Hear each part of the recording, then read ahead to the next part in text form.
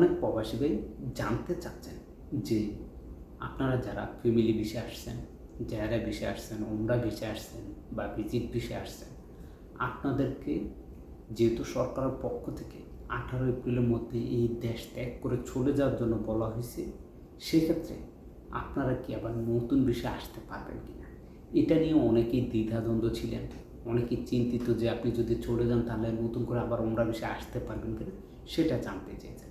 দেখেন, সরকারের পক্ষ থেকে যে তথ্যটি জানানো হয়েছে, যেটা আপনি আমি সবাই জানি, স্ক্রিনেও দেখেন সরকারের পক্ষ থেকে বলা হয়েছে যে 25শে ফেব্রুয়ারির পরে, 25শে ফেব্রুয়ারির আগে না, 25শে ফেব্রুয়ারির পরে যে সকল ভিসার মেয়াদ শেষ হয়ে গেছে, জেআরএ ভিসা হোক বা ফ্যামিলি ভিসা বলেন, ভিজিট ভিসা বলেন, উমরা ভিসা বলেন, যারাই আছেন 25শে ফেব্রুয়ারির পর, যেহেতু এই যুদ্ধকালীন সময়টা, এই 25শে ফেব্রুয়ারির পর থেকে আপনাদের যাদের ভিসার মেয়াদ শেষ হয়ে গেছে, তারা আপনারা যদি 18 এপ্রিলের মধ্যে আপনারা চলে যান, সেক্ষেত্রে আপনারা আবার নতুন ভিসা আসতে পারবেন। আলহামদুলিল্লাহ, কোনো ধরনের সমস্যা হবে না।